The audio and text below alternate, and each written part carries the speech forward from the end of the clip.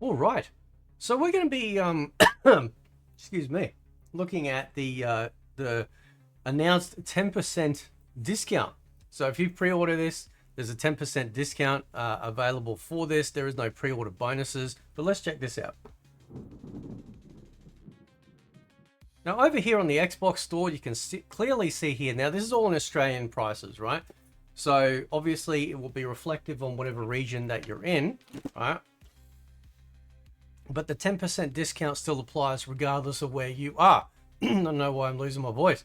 Anyway, Xbox Store. Mortal Kombat Legacy Collection. Normally it's $74.95. 10% off drops it down to $67.45. If we come over to the PlayStation Store, again, Australian region. Now, this is the thing that kind of annoys me. Right?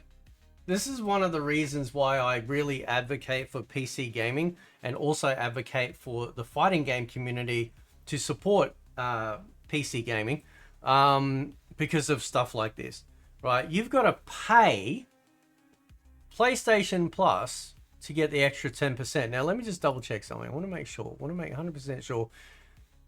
It doesn't mention anything here that you have to need to have like Xbox Game Pass or anything like that in order to get a discount. But over on PlayStation, yes, in order to get that 10% discount, yeah, you're gonna have to be paying for PlayStation Plus, right? And the funny part is, it's more expensive. So not needing a requirement for some sort of additional thing that you got to pay for on Xbox, you're getting a standard flat rate of 10% off at $67.45. However, over here, now this is all Australian prices, so it should be the same, right? Still 10%. But why is it more expensive, right? Because the game is more expensive. You know, it's an extra $1 and something cents, right? $74.95 as opposed to $75.95. Right, actually, there's a whole dollar. I thought there was a couple of cents in there difference, but no, there isn't. So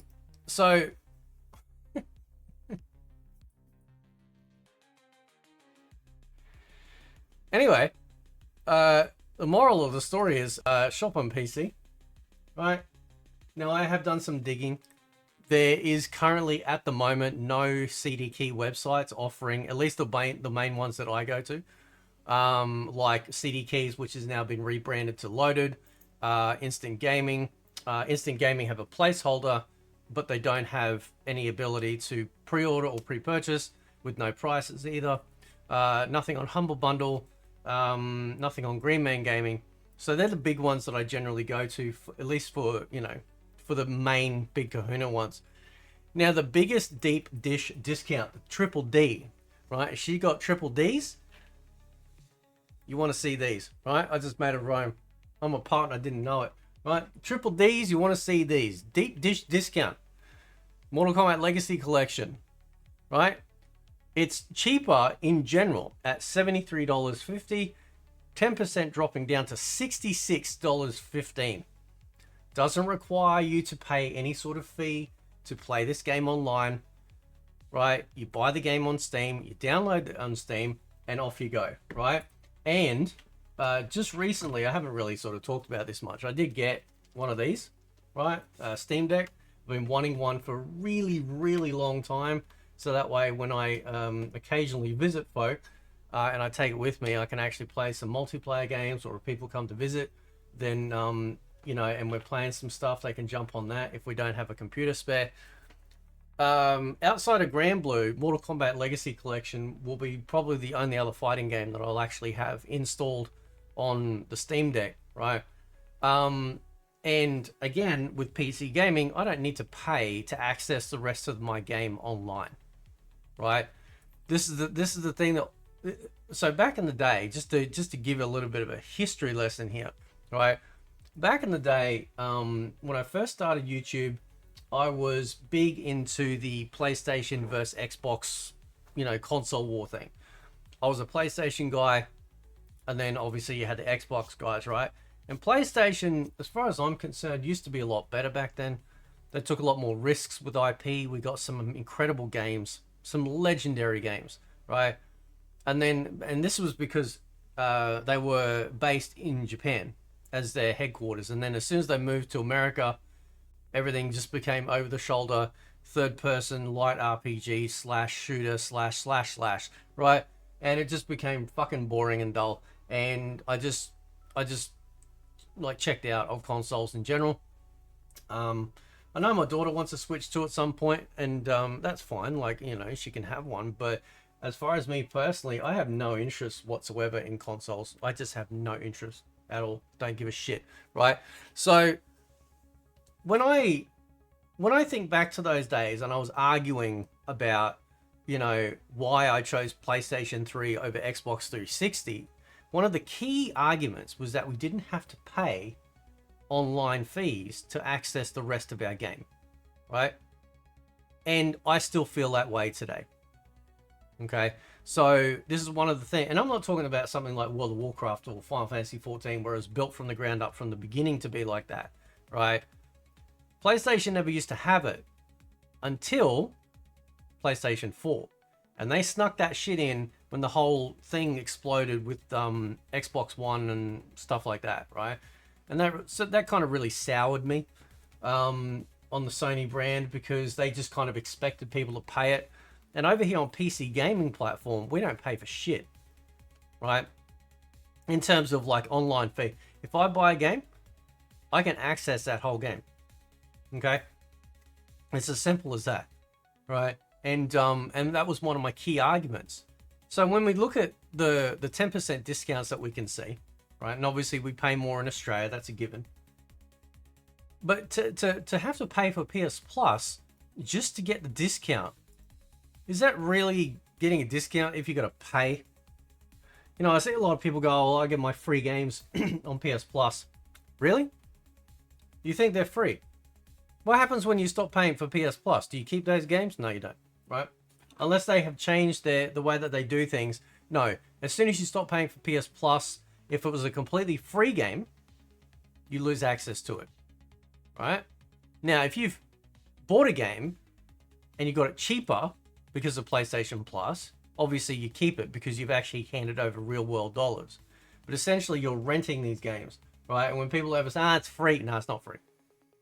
Because if it's free and you stop paying and then you got to pay to access it, it's not free. You know what I'm saying? Right?